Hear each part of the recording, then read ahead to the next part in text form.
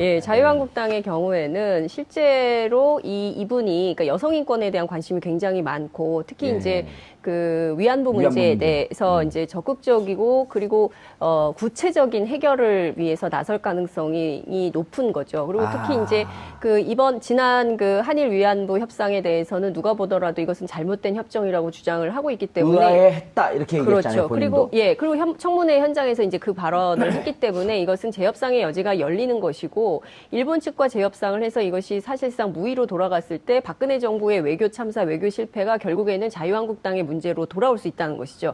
그러니까 결과적으로는 자유한국당 입장에서는 지지율도 낮죠. 그리고 박근혜 정부 전체에 있었던 어떤 정책적인 실패가 진행됐을 경우에 이걸 가지고 이제 내년에 있는 지방선거 그리고 또 3년 뒤에 있을 총선 그다음에 이 당의 명운을 결정해야 되는 문제. 그러니까 이를테면 보수적 노선이 전부 다 흔들리기 때문에 괴멸. 그렇죠. 그 문제 때문에 강경화 카드는 도저히 받아들일 수가 없는 이런 상황이라는 얘기를 제가 들었어요. 제가 봤을 때는 그러니까 자유한국당이 그런 측면도 분명히 있습니다. 분명히 있지만 자유한국당이 지금 처해 있는 상황 자체도 지금 녹록치 않다는 겁니다. 왜냐하면 과거 양당 체제라고 한다면 여당 있고 야당 한 당만 있으면 관계없는데 지금은 또 다당제 구조다 보니까 그렇죠. 그렇기 때문에 야당끼리도 경쟁을 해야 되는 상황이에요. 물론 107석이라고 해서 야당 내 대표의 자리는 있지만 자신들 입장에서는 선명성 경쟁을 해서 벌려서 뭔가 야당의 대표라는 입장을 보여줘야 되는 측면이 분명히 있는 것이죠.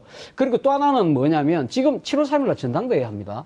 전당대회를 하기 때문에 당내 어느 계파들 사이에서도 온건한 목소리를 낼 수가 없는 거예요. 지금 전부 다 좀 더 강하게 내가 문재인 대통령에게 맞짱 뜰 수 있는 누군가가 돼야 되겠다는 생각이 너무 강한 거예요. 그렇기 때문에 이 강경화 후보자가 이번 지금 현재 발표된 그 청문회까지 한 1차 케이스에서는 어느 한 사람을 낙마를 시켜야만 우리의 존재감을 보여줄 수 있다는 그런 강박관념에 좀 상당히 빠져 있는 것도 측면이 있는 것 같아요. 선명야당 노선을 걷는 것은 사실이고요. 그래서 색깔론과 관련된 시비를 계속 붙고 있는 겁니다. 오늘도 이게 마찬가지고. 선명야당의 모습인가요? 그러니까요. 아니 이 변호사님 그 두 분의 얘기를 종합을 해보면 사실 한일 위안부 문제라고 하는 것은 우리 국가의 입장에서 대단히 중요한 문제 아니에요? 그리고 설사 이것이 당의 입장에서는 다소 좀 문제가 있다고 할지라도 국가의 앞날 한일과의 관계에 있어서 이것을 재협상을 해야 된다고 한다면 과거에 우리가 잘못했더라도 우리가 잘못 협상했습니다. 인정하고 미래로 나가려고 하는 노력을 해야 되는데 저는 그것도 그거지만 그 친일의 후손들이 많기 때문에 자기 아버지 할아버지 세대 때 친하게 지냈던 일본을 공격하는 강경화 장관 이런 게 싫은 거 아닐까요? 뭐 부분적으로 그렇게 생각하는 사람 소수는 있을 텐데 다수는 아닐 거고요. 기본적으로 자유한국당은 그렇게 보고 있는. 그러니까 자유한국당 소속의 대통령이 탄핵됐잖아요. 사실은 그 자유한국당 자체도 탄핵된 거. 그 해체돼야 되는 정도 아니에요, 그럼? 된 거거든요. 왜 국민으로부터 탄핵을 받았는지를 생각하고 새롭게 출발해야 되는데 무조건 반대를 하면 선명한 것처럼 오해하고 있다는 거예요. 오인하고 있다. 저는 그렇게 되어지면 점점 자유한국당은 국민으로부터 외면당할 수밖에 없다고 생각이 들어요.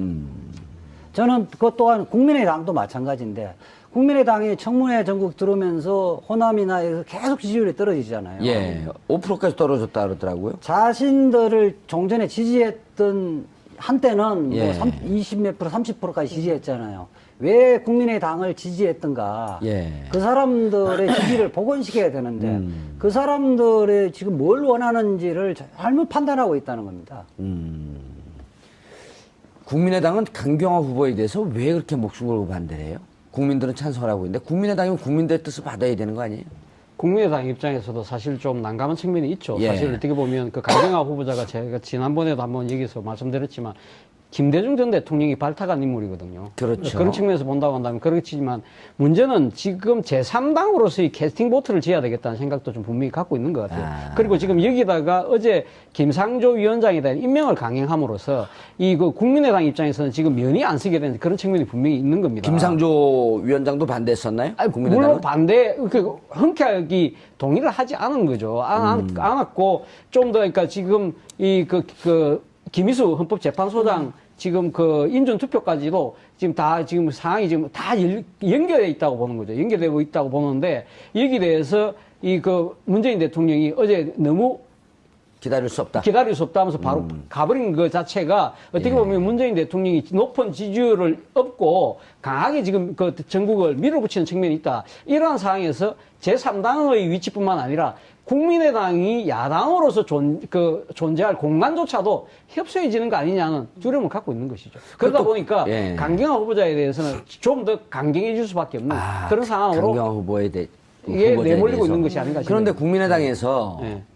또 국민의당 내부에서도 이견이 좀 있잖아요. 이견이 있죠, 분명히. 예. 그 호남을 기반으로 하고 있는 분들, 특히 박지원 의원 같은 경우는 김상조, 강경화 다 해줘야 된다. 정동영 의원도 그 같은 입장이죠. 정도요는 정동영 의원도요. 네.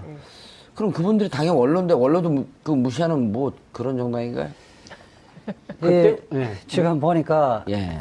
강경화 후보가 국민의당을 분열의 그 소재가 된 것 같아요. 아하. 호남을 기반으로 하는 중진 의원들은 대체적으로 강경화 그 후보에 대해서 박주선 비대위원장. 동의를 해줘야 된다고 생각을 하고 박주선은 어때요? 있고, 박주선은 이제 좀 반대를 하고 있고요. 왜냐하면 당의 입장을 따라줘야 그다음에 되니까. 이태규 의원 등 해서 이른바 안철수계의 비례대표 그 의원들이 강력하게 반대하고 있고, 이분들이 이제 그 청문위원으로 몇 분 들어가 있죠. 그런데 대체적으로 중진 의원들, 호남을 기본하는 중진 의원들은 찬성을 하고 있는데, 그러면서 사실상 전체적으로 보면 부분적으로 다르지만 안철수계 의원과 종전에 민주당의 뿌리를 두고 있는 의원들 간의 분화가 생기는 것 같아요. 그거 참 좋은 거네요. 네. 왜냐면 당은 분열과 화합 이런 그 정반합의 과정을 거치면서 당이 강화되는 거 아니에요? 국민의당 입장에서는 좋은 거 아니에요? 그 다음에 이제 그 초선 비례대표 의원들 보면 예. 아주 시각 자체가 근시안적이에요. 이 자체에서 위법한 거 아니냐. 위법한 게 숫자적으로 보니까 뭐 2개다, 3개다 이러니까 이것은 기준이 아니다 보는데, 중진 의원들은 큰 틀에서 보는 시각이 좀 열려 있는 거죠. 예. 다소간의 흠이 있어도 불구하고 지금 외교부나 그쪽 국제사회에서 이 정도는 좀 훌륭한 후보다고 판단하면 예. 그게 따라야 되는 게 맞다. 현역은 아니지만 그 네. 문병호 최고위원 같은 경우 네. 개인적으로 친하잖아요. 뭐라 그래요? 문병호 최고위원은 뭐 현역이 아니어서 입장이 별로 없더라고요. 파동만 두고 있어요, 둘이 그냥? 그 사적 경력을 방송에서 이야기해서 박수는 게 나쁜 건 아니잖아요. 고스톱을 친 것도 아닌데. 물어보는데 제가 이제 코치를 좀 하죠. 문병호 의원이 컨텐츠가 없다는 얘기예요? 아니, 훌륭하죠. 예, 알겠습니다. 근데 국민의당 관련해서 한번 예. 제가 좀 더 말씀드리면 22일 날 지금 국회 본회의가 지금 예정돼 22일. 예. 그때 물론 지금 뭐 이거 김희수 헌법재판소장에 대한 인사청문 경과 보고서가 이 채택에 대해서 넘어올지 안 넘어올지는 모르겠습니다만 표결을 일단은 해야 될 거 아니에요? 표결할 가능성이 상당히 높아 있던 형국이었죠. 그런데 예. 어제 문재인 대통령이 임명을 강행했습니다. 그 김상조 위원장에 대해서 위원장. 함으로써 그 22일 정도까지만 지켜봐줘서도, 그러니까 그 지금 문제는 문재인 대통령이 이렇게 강행을 함으로써 일단 그 사실 어떻게 보면은 그 국민의당 입장에서 김희수 헌법재판소장에 대해서는 손을 들어줄 가능성이 상당히 높았거든요. 예. 그런 상황에서 지금 여기서 지금 어떻게 보면 김희수 헌법재판소장에 대해서 선뜻 동의에 나설 수 없는 상황으로 내몰리게 됐다는 것이 국민의당 생각인 거죠. 왜냐하면 이런 식으로 가면 이 김상조 위원장에 대해서 강행을 했는데, 그럼 다시 또 김희수 헌법재판소장 후보자에서는 그때 무기명 표결을 하지 않습니까? 예. 그때 거기서도 가면 손을 들어주게 된다면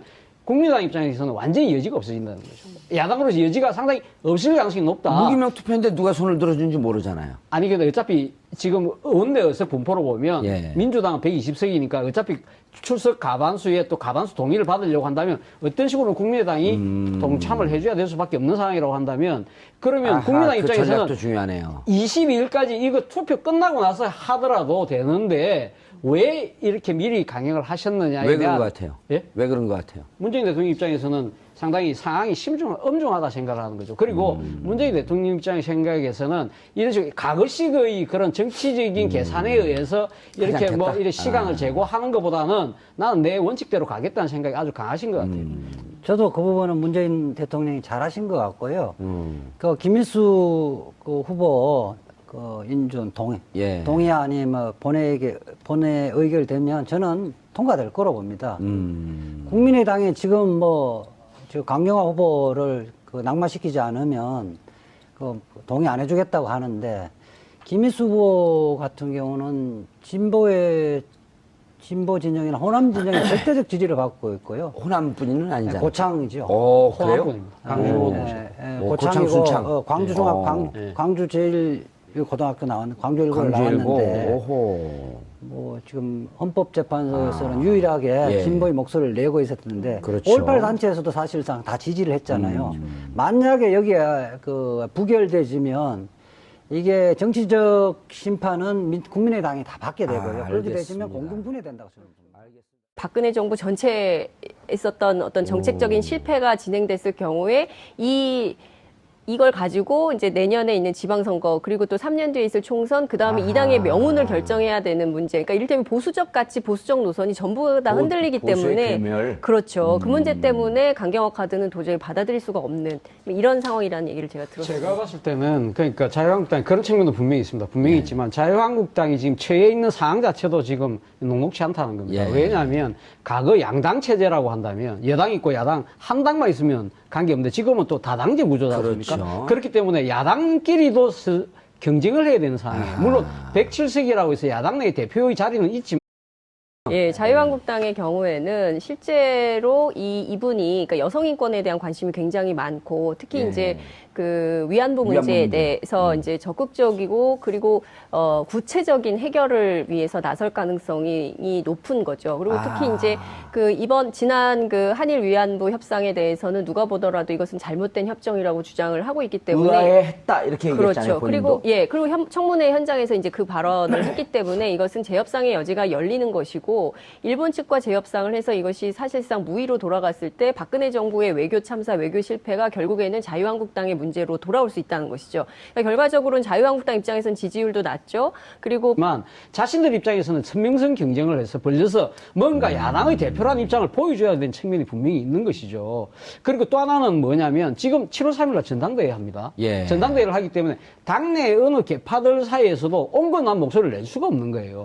지금 전부 다 좀 더 강하게 내가 문재인 대통령에게 맞짱 뜰 수 있는 누군가가 돼야 되겠다는 생각이 너무 강한 거예요. 그렇기 때문에 이 강경화 후보자가 이번 지금 현재 발표된 그 청문회까지 한 1차 케이스에서는 어느 한 사람을 낙마를 시켜야만 우리의 존재감을 보여줄 수 있다는 그런 강박관념에 좀 상당히 빠져 있는 것도 실제로 측면이 있는 것 같아요. 선명야당 노선을 걷는 것은 사실이고요. 그래서 색깔론과 관련된 시비를 계속 붙고 있는 겁니다. 오늘도 이게 마찬가지고. 선명야당의 모습인가요? 그러니까요. 예. 아니 이 변호사님 그 두 분의 얘기를 종합을 해보면 사실 한일 위안부 문제라고 하는 것은 우리 국가의 입장에서 대단히 중요한 문제 아니에요? 네. 그리고 설사 이것이 당의 입장에서는 다소 좀 문제가 있다고 할지라도 국가의 앞날 한일과의 관계에 있어서 이것을 재협상을 해야 된다고 한다면 과거에 우리가 잘못했더라도 우리가 잘못 협상했습니다. 인정하고 미래로 나가려고 하는 노력을 해야 되는데 저는 그것도 그거지만